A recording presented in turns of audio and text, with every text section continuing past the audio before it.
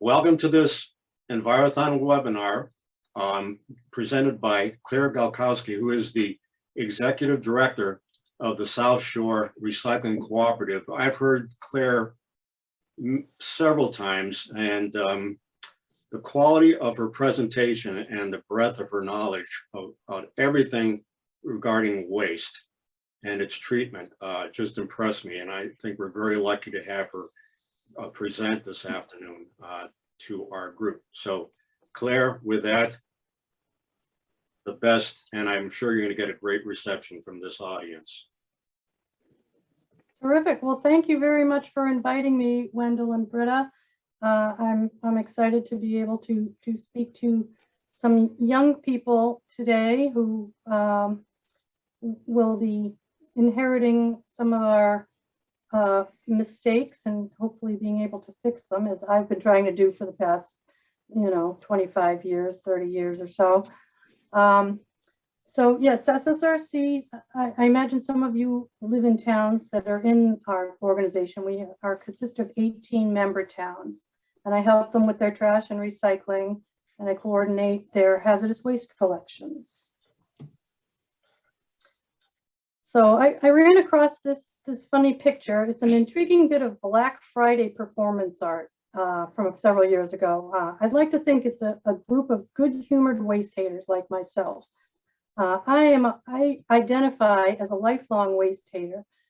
When I was in the 4th grade, Sister Rosanina, my teacher, told me that I must be Scottish because I'd squeeze the last sentence of an essay onto the margins rather than starting a new page. I wonder how many of you identify with that kind of compulsion. If you do, then this talk will validate that behavior. And I think it's good for humanity if we were all like this. So consider this talk an invitation for all of you to join this distinguished club if you're not in that yet. I used to be a lab microbiologist, but when my daughter was 2, my oldest child, I discovered that trash was my true calling. When I stumbled across a magazine called Earth Day 1990, I learned in graphic detail about how our collective habits were straining our biosphere's ability to support us, because there's so many of us.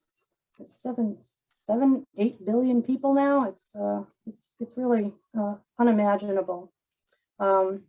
The part about our material consumption in that magazine really struck a chord with me, though. I felt like I had to do something, so there would be something left for my daughter, who's now 33. We have a whole lot of crises going on, as I'm sure you're aware. We have a disposal crisis where, our landfills are closing fast. We're running out of places to put all our trash. We're in a climate crisis, or I think most of us would consider it an emergency at this point. And one of the drivers of both of these things is a consumption crisis. So today, I'm going to be talking about 3 things mainly. First, we'll show how our consumer habits are challenging the planet's ability to sustain us billions of humans. I'm going to focus on paper. People are all twisted up about plastic, but honestly, paper is probably even worse. In the second part, I will explain how recycling works and how we can make it work better. It will include a short video of what happens to single stream recycling if you have a curbside program in your town. Finally, I'm going to hope to inspire you with even more powerful tools to help our small planet to support us. There will be poetry, or a poem. I don't think anyone would actually call it poetry. And even, well, there would have been prizes if this were in person. This is derived from another talk. I wrote a little ditty about our consumer products here. There's more to our stuff than meets the eye. It doesn't just fall to us out of the sky. I was supposed to click on these things. Consumer products, we got lots of them. It takes lots of rocks to make that jewel, and that's not all. Lots of energy too. Every consumer product that we use and purchase, from clothing to cars to coffee, has an upstream footprint, which is anywhere from 10 to 1,000 times the weight of the actual product. It includes air pollutants, toxic chemicals, and mine tailings. Like the destination of our own trash, we don't see it. So I just want to, first, before I get too far into it, I'd like to point out that I'll be using a lot of numbers today, just to give you an idea of kind of the magnitude of things. They all represent a point in a range of numbers, hopefully a midpoint, but there are a lot of approximations. So please don't take the numbers too literally. They're not precise. They're general, okay? So when I was born, the average American discarded less than 1,000 pounds per year of trash. Now that number is over 1,600 pounds per year, which is hard to imagine. It's, you know, well over 10 times my own weight, and I'm no lightweight.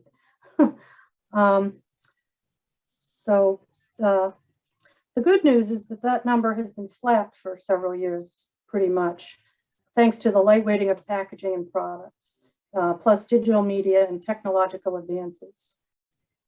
The bad news is that with our growing population, overall municipal waste is now well over 250 million tons per year. And that doesn't even include toilet paper or other items that go down the drain. It doesn't count upstream waste disposed either, which ends up in our air. Actually, the majority of it ends up in the air, in our water, our natural areas, and in other countries. So before we talk about recycling, I'd like to swim upstream to learn what goes into producing that 1,600 pounds of waste per person per year. I call this our hidden consumer footprint. It takes a massive amount of energy to manufacture our products. You have to purify them and transport them. It's quite a large number. Most of it comes from fossil fuels. We're trying to build out our renewables, but it's happening much too slowly. This is a picture of an oil field in California. And here is a lovely oil rig off of the coast of Santa Barbara, which is actually quite a lovely little town. And here we have a hard time siting solar and wind farms, which don't pollute or anything. So go figure. Here is a nickel mine in Labrador in Canada. This is where a lot of our metals come from. And this is what happened when a retention pool full of toxic sludge at a Hungarian bauxite refinery where they make aluminum. It let go and it flooded a whole town and killed a few people because it's, you know, very caustic. So these are some of the environmental consequences that we are outsourcing when we buy our consumer products. So most of these life cycle externalities are also not reflected in the price of the products. A lot of upstream waste is literally invisible. It floats into our atmosphere and it's wreaking havoc on our climate and our oceans. This is an EPA assessment which sliced the greenhouse gas emissions pie a little differently than the ones you usually see, which generally chop things up into like transportation and electricity sectors. This went by function, and you can see that the provision of consumer goods is nearly a third of all our United States greenhouse gas emissions. Well, this is from 2009. Yeah, I couldn't find anything more modern than 2009, but this gives you a general idea. So it's actually one of the larger components of our emissions here. So if this seems implausible, consider that the energy that's required to manufacture and transport 6 rolls of paper towels generates more than 30 pounds of carbon dioxide. That's based on a model that the EPA devised called the WARM model. That's all caps WARM, which compares disposal to recycling to avoidance. So if this, let's see, hang on a second. So how is that possible, you might ask? Trigger warning, this involves some chemistry, but you're probably all taking chemistry right now, right? So hopefully this will be somewhat familiar to you. So a gallon of oil weighs about 7 pounds, which is, and the basic unit of oil is CH2. So that's a carbon with 2 hydrogens on it, and they're in long chains. So when you burn these, it generates, when you burn them, it combines with oxygen. So it turns into CO2. Now, since oxygen is heavier than carbon or hydrogen, that's why the emissions are heavier than the inputs, because you're combining it with oxygen.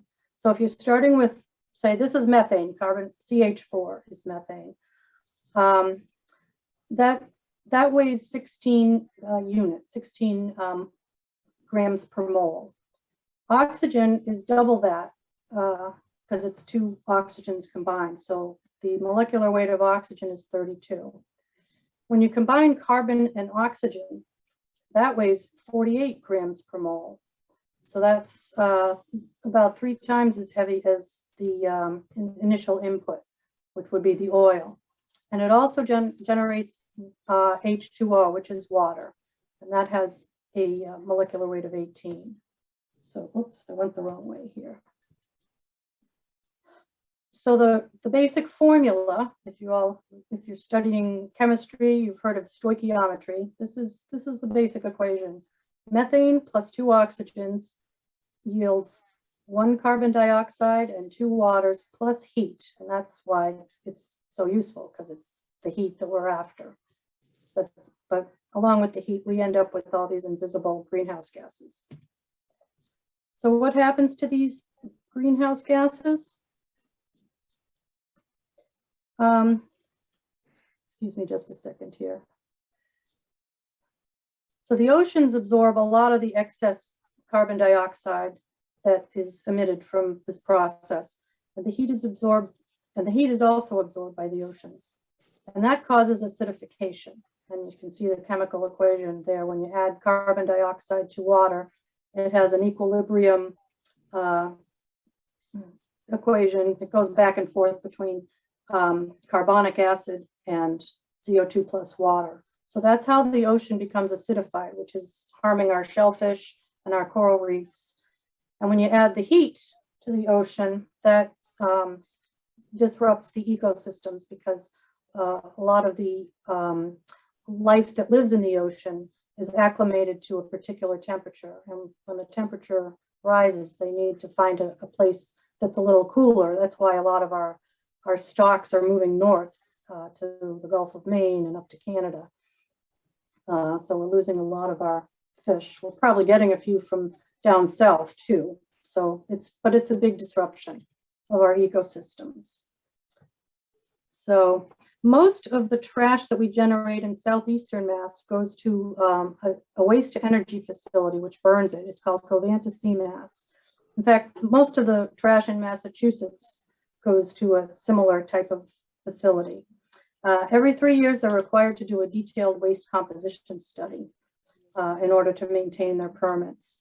When I looked at this is how I chose paper, because the paper is the largest single component based on this breakdown of all of our trash.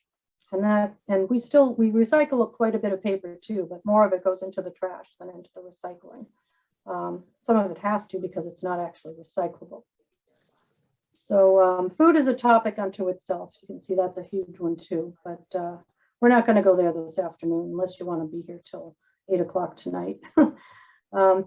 So as I mentioned, there's been a lot of focus on plastic waste lately, and it is a problem, but the audits consistently show that much more paper by weight is being disposed and recycled than plastic. This is an EPA chart, and this covers the whole United States, so it's a slightly different pie that we're looking at, and it includes materials that were just recycled. So you can see the bulk of what we recycle is paper and paperboard, and that includes cardboard. We refer to it as fiber in the waste industry, followed by metals.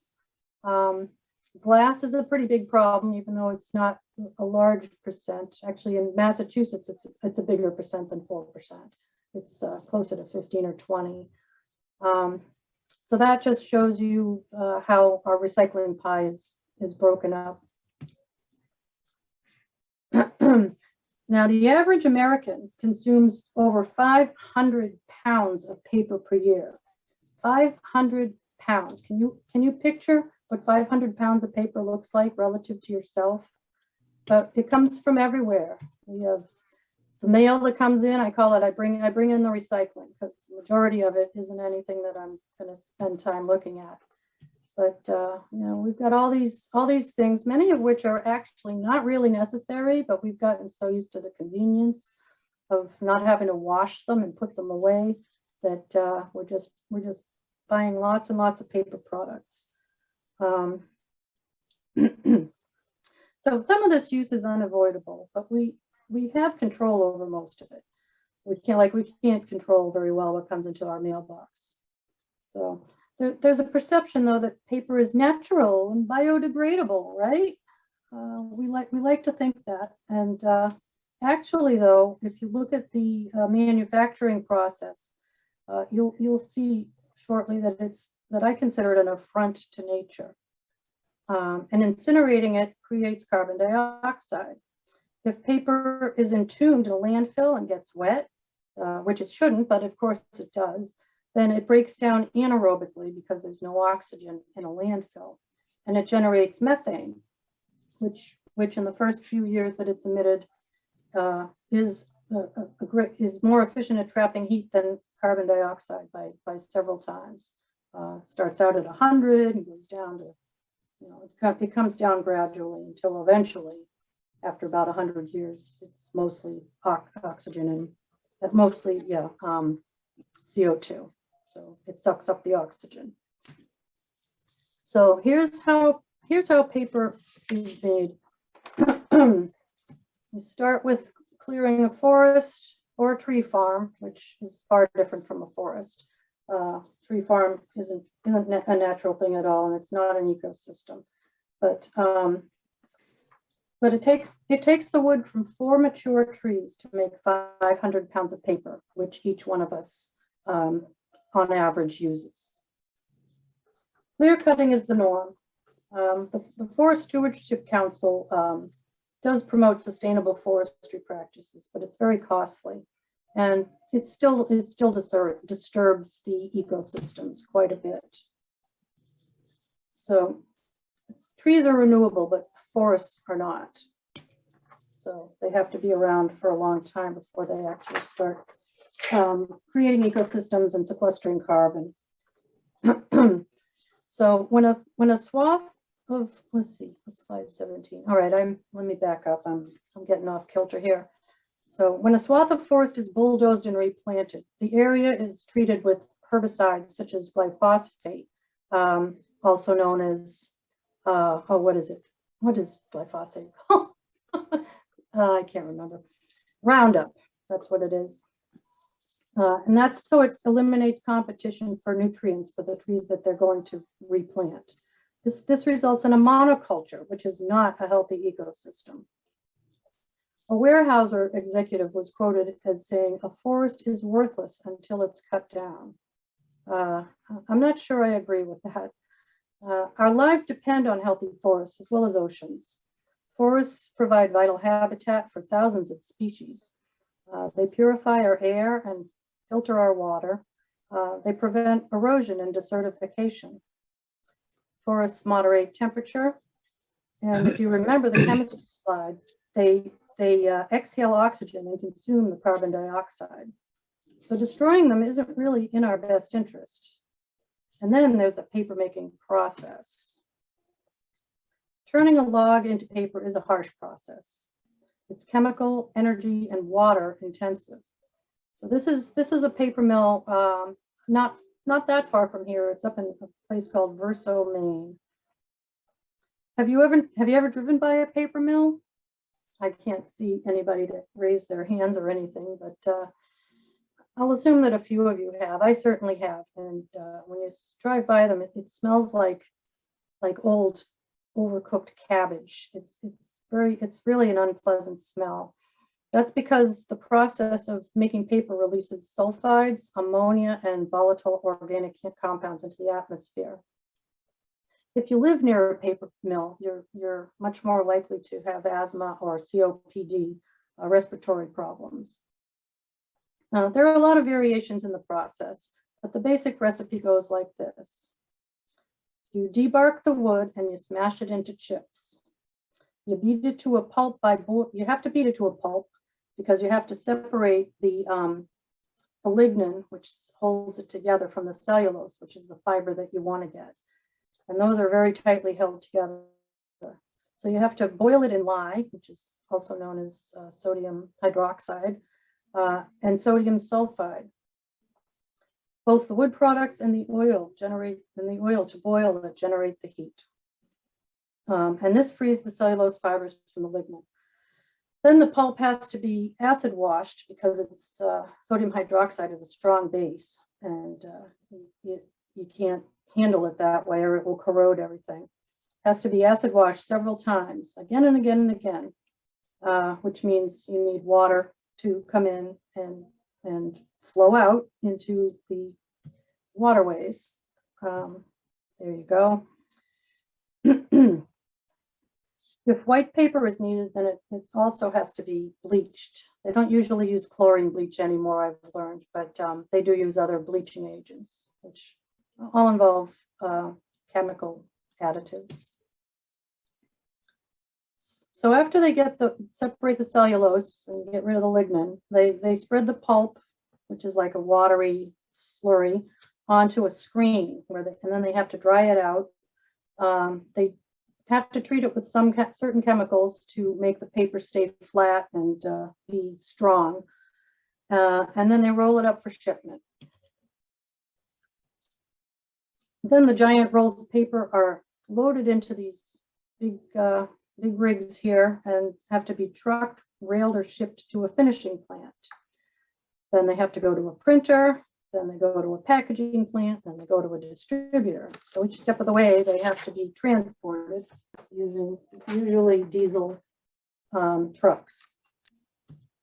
This is true for all of our consumer products. And you know the rest after that. This is where you come in, use it for 10 minutes, throw it away, and send it to the landfill or the waste to energy facility. Let's see, 20. So if you do the math, the average American's 500 pounds of paper pumps 1.5 tons, that's 3,000 pounds of carbon dioxide and other pollutants into the air and water every single year. I can send you links to all the references where I got all these numbers after this is going. Oh yeah, methane gas comes out of landfill. I mentioned that before. Okay, that's enough about the danger part of our consumption crisis. The good news is that we have the opportunity to use our power as consumers and student advocates to reduce our impacts.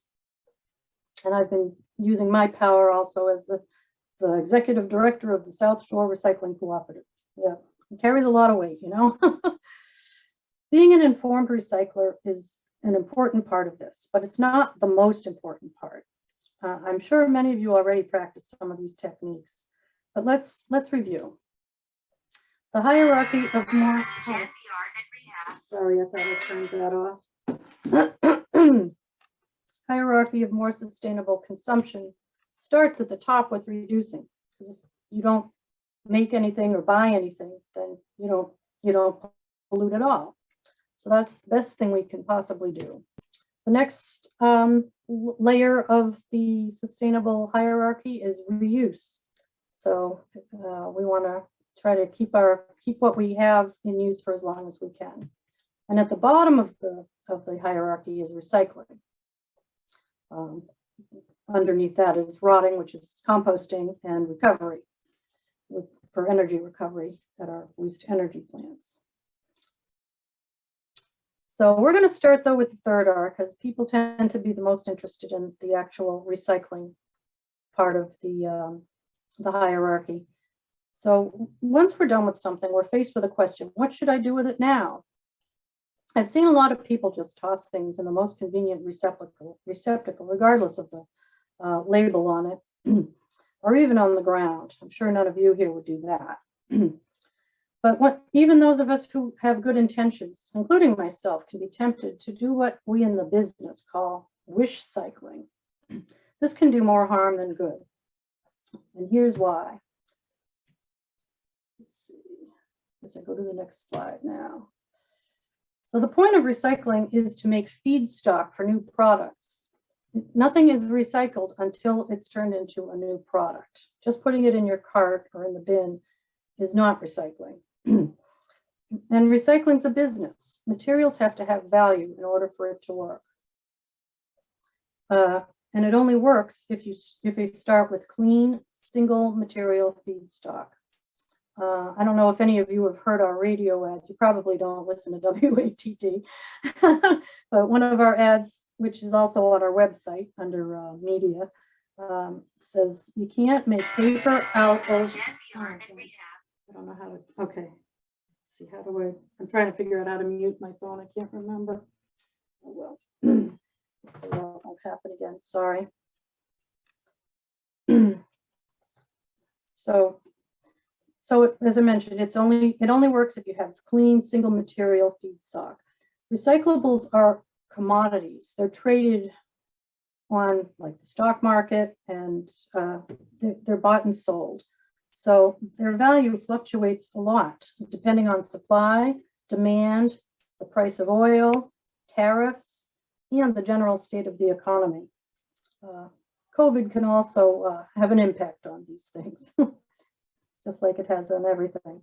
It only works if there is demand for recycled material. So manufacturers have to use it, and we need to buy it instead of virgin materials. So how does the process work?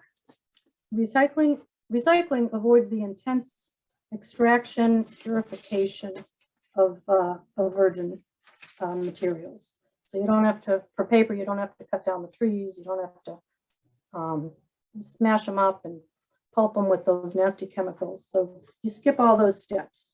But there's still a lot of other steps that are required in order to make new paper out of it.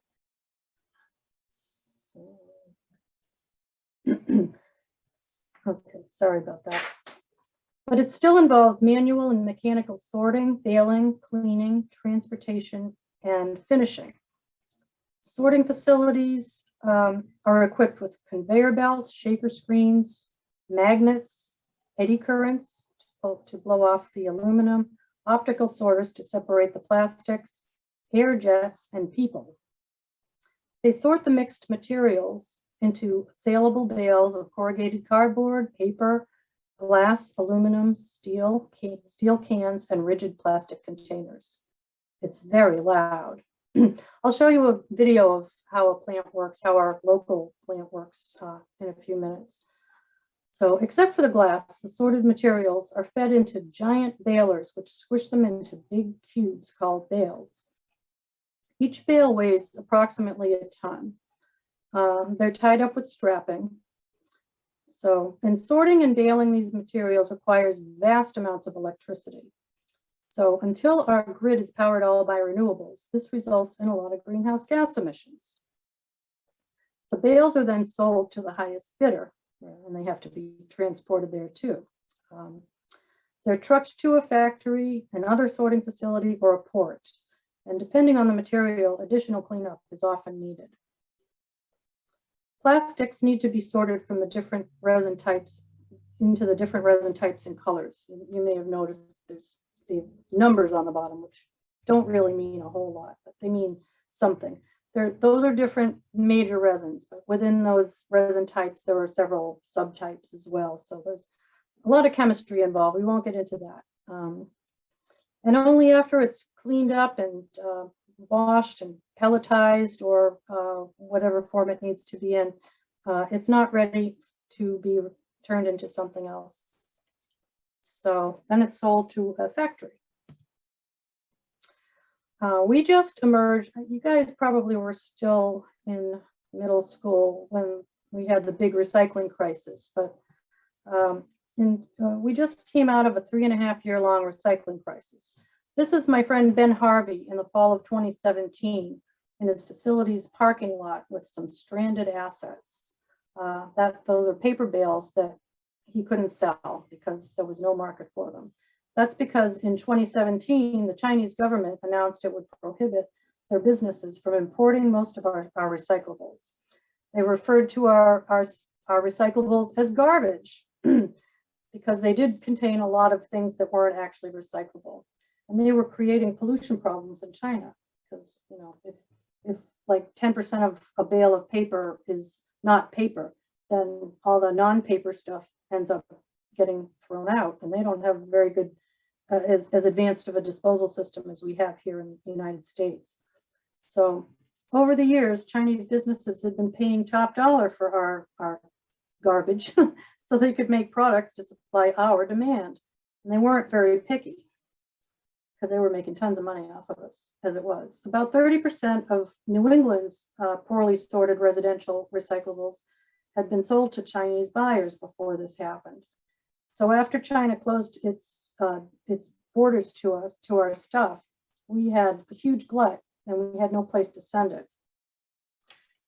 In the meantime, in the lead up to this, Chinese demand had put many of our own domestic mills out of business. We used to have mills in Lawrence and Fitchburg and Natick, and they couldn't compete with the Chinese. So we had lost our domestic infrastructure also.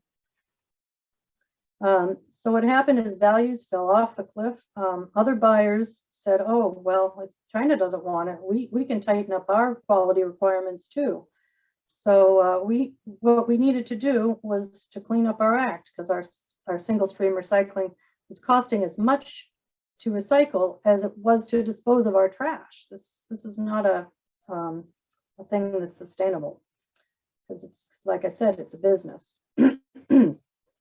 So the processors had to slow down their sorting lines and make cleaner bales. Sometimes they'd have to double sort them. And this drove our processing costs way up.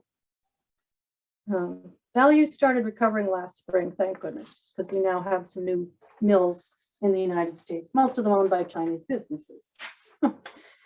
So the recycling industry, with help from our Mass Department of Environmental Protection and our organization and municipalities, we went into overdrive to try to clean up our recycling so we could sell it again. So if you, I'm sure some of you sort your recyclables at a transfer station where they usually separate things, and this creates a much cleaner product than if you're in a single stream community with the curbside carts. But even they weren't immune from this calamity. Regardless of what your program is like, quality is really important. You can't be throwing stuff in the recycling that isn't recyclable. These are our recycling education and compliance officers that we hired on a grant a few years ago during the crisis to educate our residents about how to properly recycle.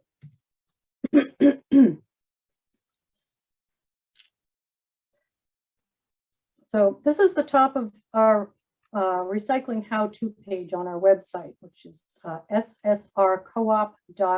I'll have it posted at the end of the presentation.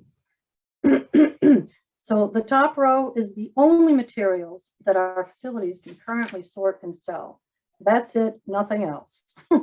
You know, most of the what if, what abouts are not really recyclable, even if it seems like they ought to be. We used to think of it as glass, plastic, metal, and paper, but it's really bottles, cans, containers, and clean paper and cardboard. So it's a pretty simple option here, a pretty simple list of things that we can actually recycle. But the huge array of new packaging types like flexible pouches and misleading labeling like those little chasing arrow symbols on the plastics, they've caused a lot of confusion. So So this page, this is our recycling how-to page, and also the advanced recycling web pages do help to clarify the what's, whys, and hows of what can be recycled. And there's a searchable database at the bottom of the how-to page for individual items that you wonder about. So some of the biggest no-nos are plastic bags. That's the #1 problem, whether they're loose plastic bags or whether you put your recyclables in the plastic bags. They can't do anything with them. Also things like coat hangers and cords, electric cords, twine, anything, rope, those are all called tanglers because they get tangled up in the equipment. You'll see that in the film. And you can just imagine what throwing, I'm going to show you what we often see. This is a bottle of dressing that has a little bit of dressing left in it. But the dressing probably weighs more than the actual plastic. Plus, especially if it's hot, after it's been sitting in a trash truck for a while, it's pretty disgusting. And when they smash it up, all that sticky stuff gets all over everything else and makes everything stick together, so you just can't sort it. The same is true for liquids. I see a lot of half full bottles of water and soda, they're on the ground, they're in the trash, they're in the recycling, and these things really need to be emptied out before they can be recycled.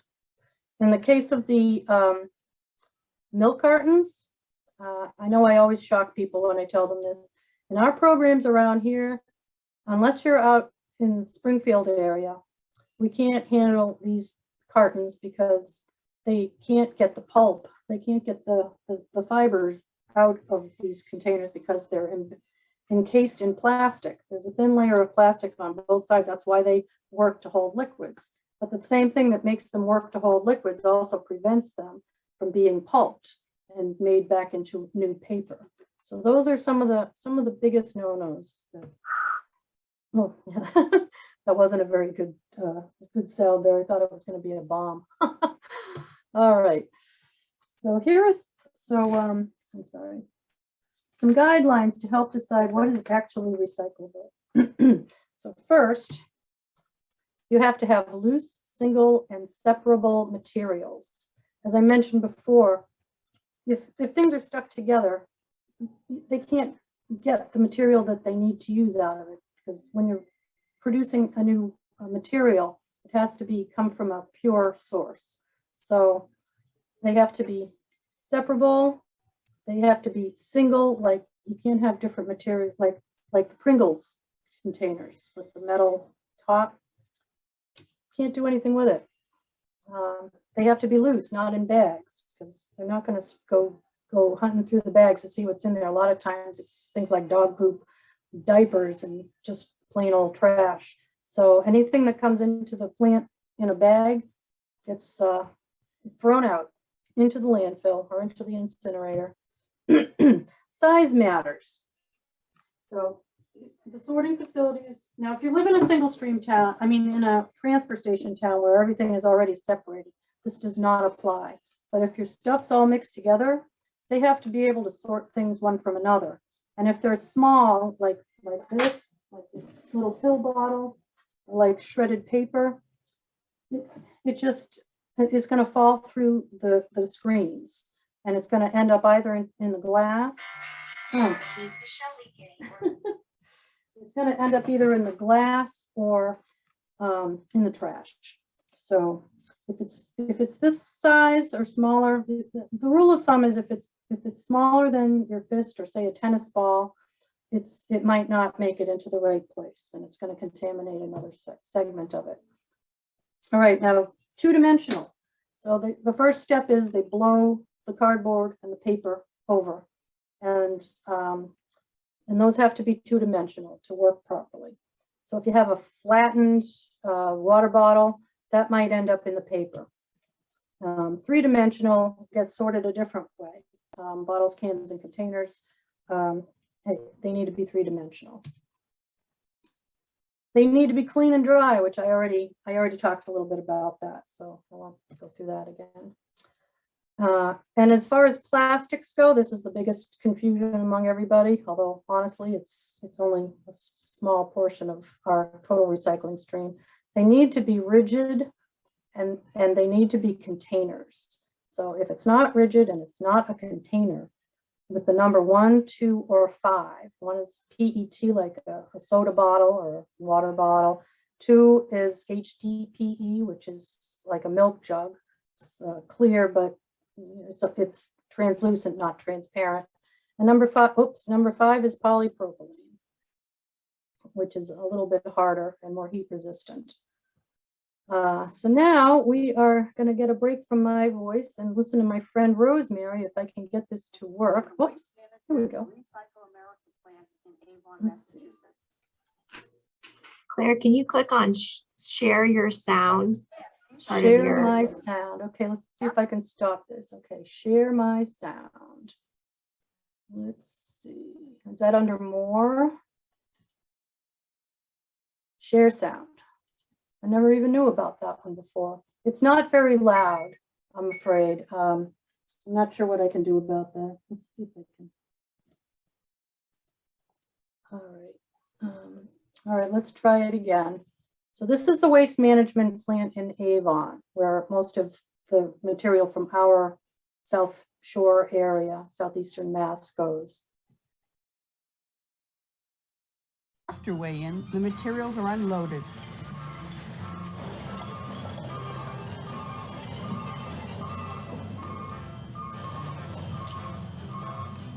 Can you see the different types of recyclables in this truckload?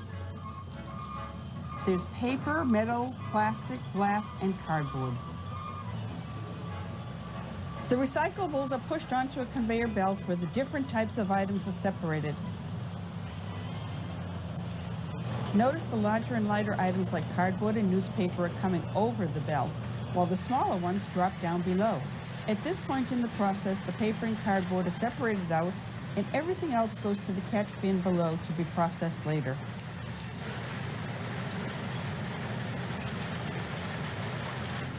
As the paper moves down the belt, people manually remove any leftover glass, plastic, or metal that got through the first sort.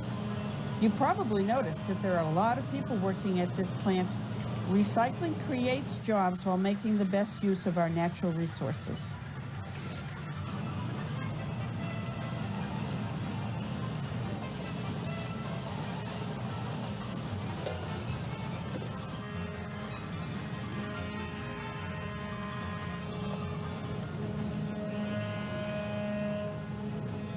Finally, the paper is baled and shipped to a factory or other plant to be recycled into new paper products.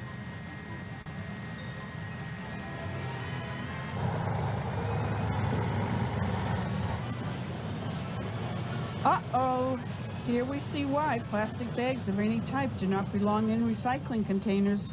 Notice all the plastic bags jammed in the workings of this machine. When a jam like this occurs, the line shuts down so the machine can be repaired. So please bring your plastic bags from any store or any type to a supermarket. At the entrance of the supermarket, you will find collection containers that accept only plastic bags, and they are recycled separately. With the machine serviced, we can continue on.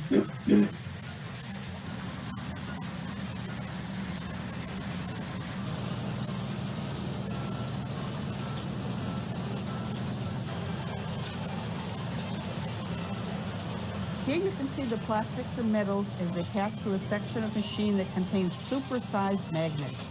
The magnets separate the cans and metals from the plastics.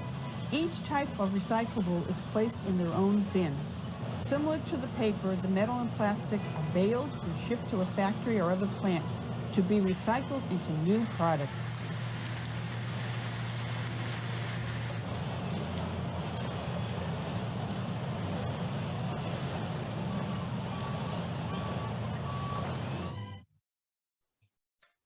So there you go. To the waste man. Can you still hear me? I'm not sure if sharing my, can you hear me? I can hear you now. Okay, good. I wasn't sure if sharing the sound would do that. All right, so I hope everyone is still with me. So let's take a deep breath. We're not really going to have 50 slides. It's only 42. So let's everybody take a little stretch, take a deep breath. This is a lot of information to absorb. Probably should have been in 2 separate presentations now that I'm thinking about it.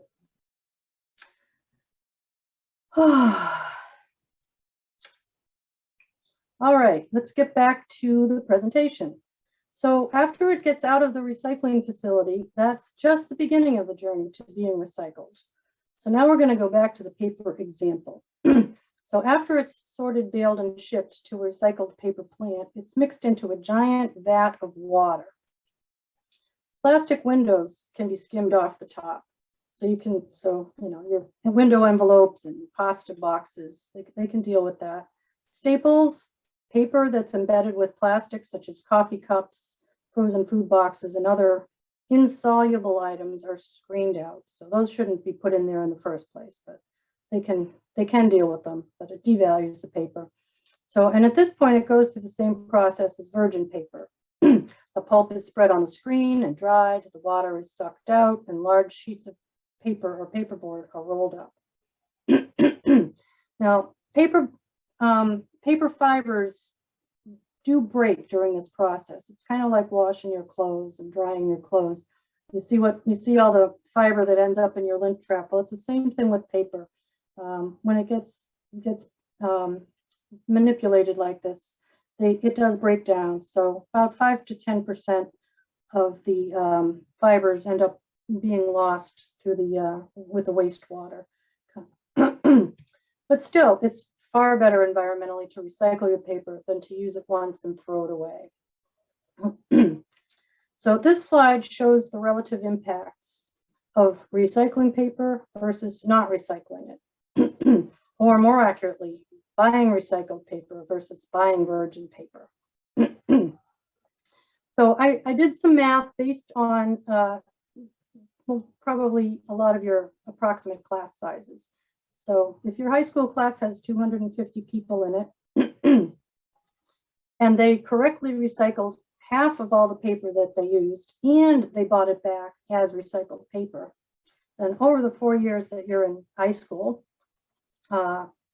your class would consume 120 tons of recycled paper, which is good to drive demand. You would spare 2,000 mature trees, and which conserves about 20 acres of forest and the forest inhabitants.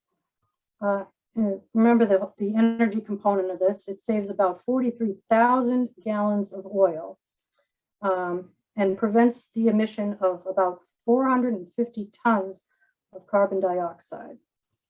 So that's just from recycling half of your paper properly, and then using recycled paper products in the end.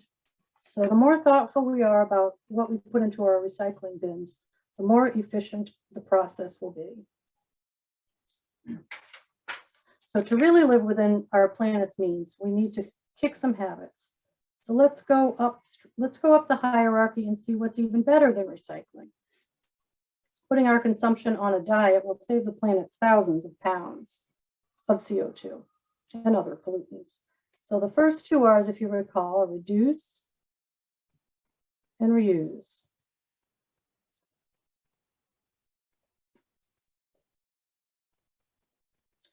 So this involves some American attitude adjustment or a culture shift, because we are a really highly consumptive culture. We can do this though. When I waitressed in college, the cook smoked cigarettes right over the grill. Even I smoked in restaurants, bars, and the dorm. But wouldn't we be totally shocked if we saw somebody do that today? And that was only about 10 years ago. Huh, not really. Well, that was, all right, 40 years ago. A few years later, my kids were even shocked if they saw someone smoking out in public. So like quitting smoking, changing habits starts with mindfulness and commitment. Since we're focusing on paper tonight, let's explore some easy ways to put your paper use on a diet. So we just saw a slide that talked about how recycling paper, how much forest, etc., would be saved by recycling paper. Now, if everyone in your class reduced their paper use by half, then over 4 years, you would save the same amount of paper, the same number of trees, the same amount of forest, but you would save a lot more oil or its equivalent, and you would save an additional, well, 720, what's 720 minus 450? That's about 270 tons of CO2 emissions a day compared with recycling. So that's a pretty significant amount of pollution prevention there. So how do we do this though? How can we possibly cut our paper use in half? Well, it shouldn't really be too hard if you are like the average American and rely on a lot of disposable paper products. So let's start with an easy one. I watched a TED Talk, a 20-minute TED Talk, just about how to dry your hands with one paper towel. I thought this was pretty fascinating.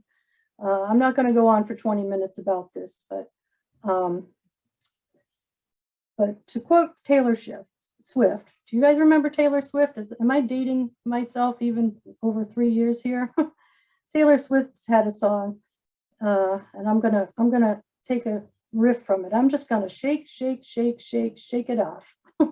Shake it off. So you say that to yourself when you do it. I'm gonna shake, shake, shake, shake, shake it off. That gets rid of most of the water. And then you only need one paper towel. Let's see, I'm sorry, I lost my place here. So what can you do to magnify this? You could talk to your school administration about putting this sign on all of your paper towel dispensers at school. And if you already have electric hand dryers, that's even better, as long as they don't have paper towels as an option. But this might help give a few students the idea that, you know, they don't really need more than one paper towel. I'm not going to get into any potty talk here, but here's another restroom related opportunity that we can all reduce our paper use every day. Try a toilet paper rollback. I will let the picture speak for itself. My husband Jan taught me an amazing trick that got me down to zero restroom paper towels. So this is what it looks like. Anybody recognize this little thing? It's called a handkerchief. So the thing to do is get in the habit of putting a handkerchief in your pocket and using it to dry your hands. You can use it at lunchtime instead of a napkin. You can use it to blow your nose. You might want to bring an extra one for that instead of piling up with the tissues. And none of those products are recyclable either, because the fibers are already too short to make new paper with. So that can make a big dent, actually. And if your school has an environmental club, you could promote this habit by selling hankies with your school's logo or mascot on it. But you got to make sure you use them yourself, because you need to start the trend. I don't remember doing that. All right. Why use one rag when you can buy 100 rolls of paper towels? All right. No, that does not make sense, does it? I've got my paper towel consumption down to about 3 rolls a year for the really, really gross jobs.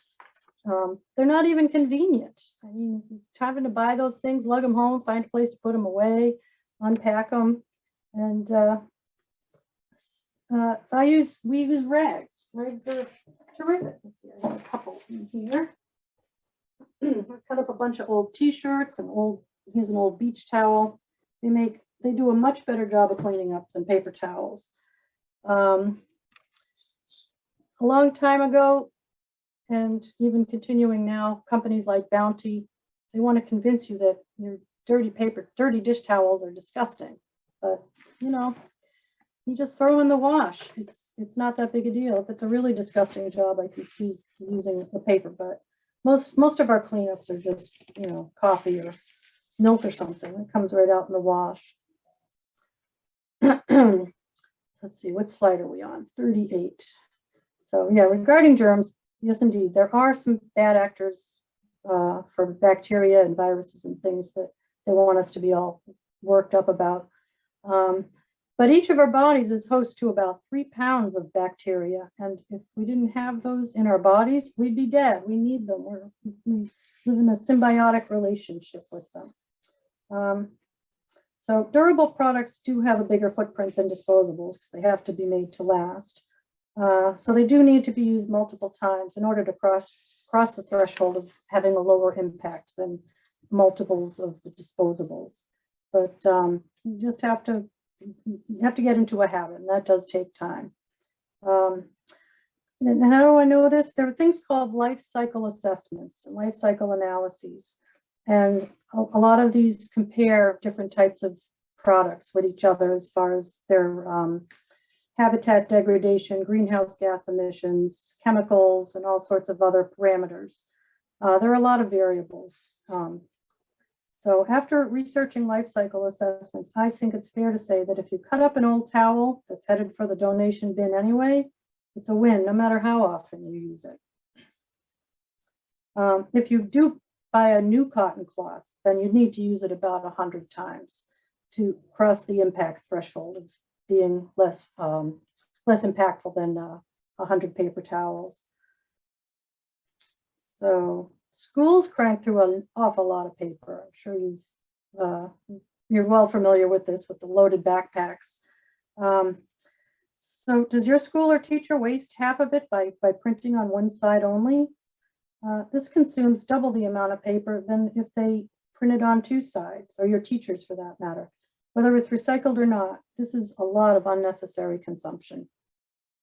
See, so good questions to ask are, do all the handouts need to be printed at all, or are they available online? So what you can do is you can talk to your school administration or your teachers about ways to reduce paper use. Do they use recycled content paper? Find out what's available. It might be somewhat more costly, but the cost could be offset easily by just using less or duplexing. Can the printers be set to duplex automatically? This will save the school money if they start doing that, if they don't do it already. Because, like I said, they use an awful lot of paper. So,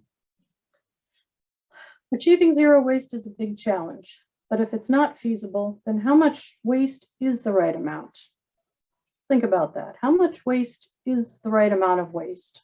Should we be wasting anything at all? Well, I hope I've provided some inspiration on how you can reach out, how we can all reach that ideal. And I give kudos to all of you who are already practicing them. So that's, I'm sorry. I didn't realize I needed to double click on that. It's been a while since I put this together. So you can just take a look at that for a minute. Just some quick ideas. So that's enough to chew on for now. I hope you've been paying attention because there's going to be a quiz on Friday. To learn a new habit, don't try to do it all at once. I've been working on this for about 30 years now. So it does take time to break the numerous bad habits that we've all gotten into.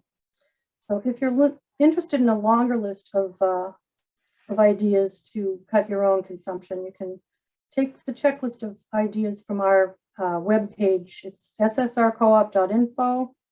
And if you go to the recycling how-to page, it might be on, I think it's on advanced recycling, which is on the drop-down list from that page. So finally, our biosphere does have an amazing capacity to heal and regenerate itself, thankfully, for us, because if it didn't, we'd probably be gone by now. But if we keep taking and taking without giving back, it cannot sustain us. Greta Thunberg, I'm sure you all have heard of her. She's one of my heroes. She makes a lot of powerful people uncomfortable by challenging the status quo for the sake of her and your generation's future. You don't have to address world leaders, though, to help break destructive habits. We can all make a difference by starting in our own homes and schools. So I thank the Envirothon leaders and all you students for doing more than your part to push us in the right direction. Thank you very much, and may the forest be with you. Are there any questions? See, I guess I'll stop sharing now. there's our website if you want to take note of it. And I'm going to stop the share and get back to the main stage here. So I hope everyone's not asleep. Oh, I see some chats. Let's see what's in the chat. All the participants can speak, even though we can't see you. And Will and Wendell, if you want to come back on video wise, you're welcome to do that. Or if people are more comfortable typing questions in the chat, you can go ahead and do that. Yeah, it's a small enough group that I think, you know, voicing your questions would probably be a little easier, but whatever makes you comfortable. Thank you, Claire. This is really great. Simple, straightforward, lots of information, and including the chemistry connection, which is really great because all these people have more chemistry than they think. So anyway, I really want to thank you and thank Wendell for finding you and convincing you to speak to our group. Well, thank you very much for giving me so much time, and I do realize that it was probably a bit more information than can truly be absorbed in this time frame. But I will put a link to, let's see, I'm not sure how to do this. Hang on a second. I can put a link to the presentation. Oh, I don't have it up yet. Never mind. Can I send you the link and you can post it somewhere? I've got to put it up on the. Yes. Okay. Excellent. Well, thank you all for your attention. I bet there's some questions out there. Good. I hope so.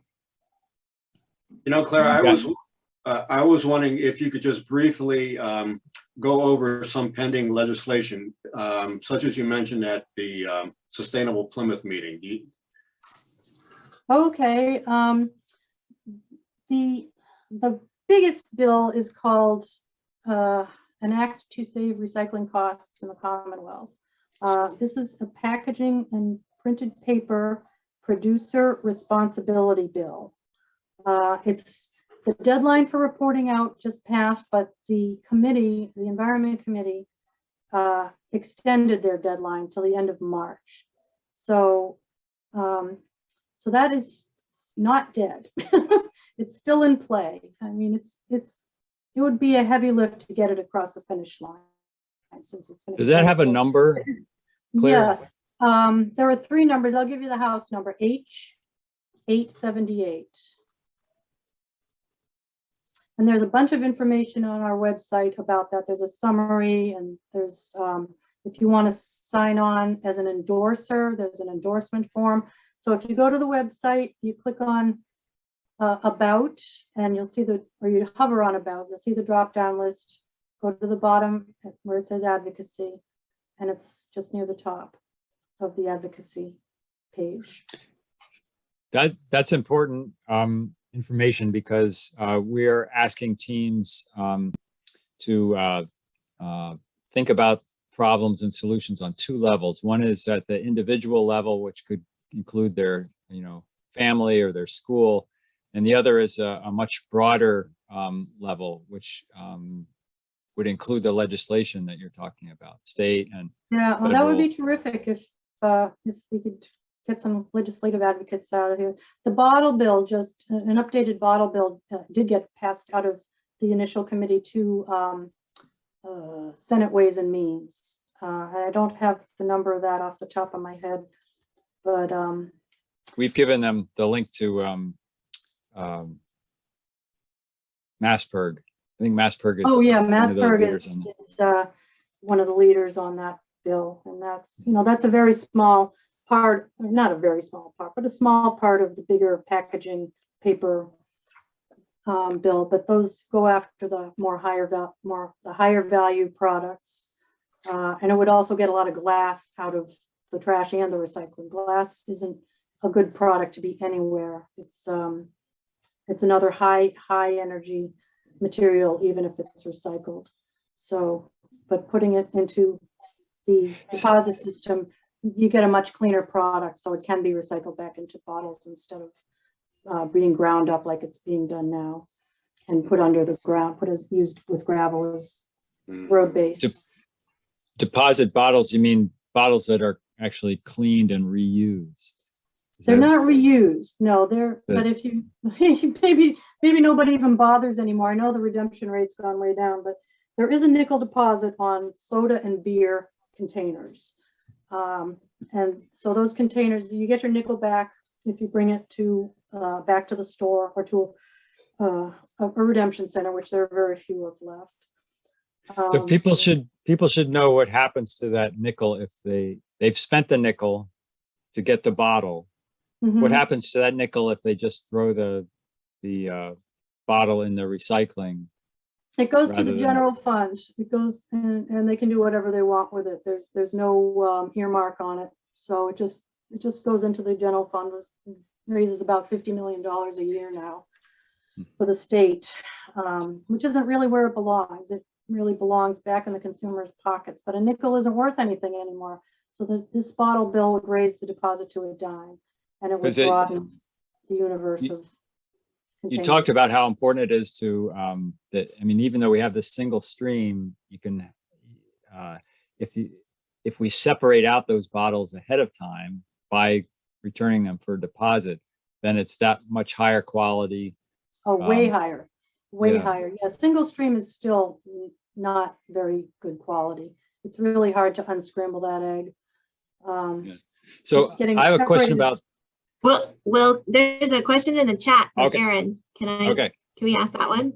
Yes. She says, after watching Plastic Wars 2020, are salad to-go containers or salad greens containers able to be recycled in Massachusetts, like clam shells? It depends. If they have a number 6 on them, which means polystyrene, then no. That's just a very low value material that the MRFs don't bother with. They will throw that in the trash. If the clam shells are made out of number 1, which a lot of them are, then yes, they are valuable. But they need to be clean. You can't have a bunch of salad dressing and salad in it. So that's there's a website. Let's see. You can look that up. Actually, let me go to my website and I'll post the link to the page. The Mass DEP runs a thing called Recycle Smart. They've got the link to that. Oh, good. Okay, well, Recycle Smart and also my How to Recycle How-To page has a thing called a Recyclopedia. Ours is on the bottom. It's a searchable database, so you can type in clamshell and it will tell you all the different types of clamshells and what you can do with them. Okay, So did that answer your question, Erin? She said thank you. Oh, good. Oh, okay, thank you. Excellent. So I'm curious about what happens to the all the sorted recycled material, but not all of it is used. Not all of it is recycled. What happens to the non-recycled recycling? We put materials in the recycling bin, it gets sorted, only some of it goes to get recycled. What happens to the rest the goes in other? the trash? It just has a long circuitous route to get to the trash, which So when you say it goes to the trash, you mean it goes putting it straight in the trash? Yeah. You mean it gets burned in Massachusetts? Well, it depends on where the recycling facility sends the stuff. If it goes to waste management, they probably send it to one of their landfills, which might be in New Jersey or New York or far away, because they don't operate any landfills in Massachusetts. But they're not going to send it to CMAS, which is their competitor. So yeah, it's so there's another issue that you have alluded to, which is the energy issue, the energy that it takes to make materials and to recycle materials, and there's also a water factor too. And I have this question that I've asked several people about. I have this plastic peanut butter jar, and I've done my best to scrape out as much as I can eat, but there's still peanut butter in there. So my question is, how much soap and water should I use before it's no longer of value to the environment in general to recycle? That's a really good question. And I can't say honestly that I know where the threshold is, because I haven't looked at those life cycle assessments, if they've even been done. But if you scrape it out with a spatula, so you get 95% of it off the sides, and throw it in your dishwasher. I mean, if you're going to run hot water and use soap, that's probably not. I don't know. I should say I just don't know the answer to that. But I have to think that if you put it in your dishwasher, it'll be fine. It'd be better. It's better. But you might prove me wrong. If someone finds a life cycle assessment that finds the threshold there, then I will be happy to recant. I genuinely don't know the answer to this. But energy and water, materials, these are all environmental costs that we have to balance and think about when we buy stuff. Here in New England, we generally have a good water supply. Of course, it has to be purified and pumped through pipes to get to our house, but and then treated at the wastewater treatment plant. So yeah, this is what a life cycle assessment is all about. I did look up the life cycle assessment for washing a rag in the laundry versus using paper towels, and the washing in the laundry came out about even with the paper towel, but you don't have all the energy to make it and transport it and all that stuff, dispose of it. So, but we don't want to make knee-jerk responses. The whole uproar of plastic makes me crazy, because they're not looking at the whole picture. They see what's floating in the ocean. Yes, that's horrible. It's terrible. But if we substitute with a higher energy material like paper, metal, or glass, the emissions from manufacturing and transporting those materials, which are very high, are going to do more damage to the ocean because of the emissions than the ocean pollution itself. So that's why I dislike plastic less than I dislike those other materials from an environmental perspective, from big picture. Plastic is a very efficient material, and if you manage it properly and don't throw it on the ground and don't overuse it and try to reuse it when you can, it's very efficient. It protects product much better. That's another thing that should be considered in purchase decisions, because if a product is going to get spoiled because it's not encased in plastic, then the whole product is wasted. So that's another consideration to make. And no, I'm not paid by the plastic industry. I have been accused of that, but no, I've really looked at the big picture, all the impacts from one end to the other, and that's my conclusion. Thank you for presenting that point of view, because I think that most of these teams are getting a pretty strong anti-plastic. That's what they're reading. I know. And I know. There's a lot on both sides, and I really encourage teams to look beyond the first statements about plastic. Yes. I mean, I used to hate plastic too before I started digging in and doing the research. But I come from a science background, and you've got to be quantitative about all these things if you want to make an informed decision.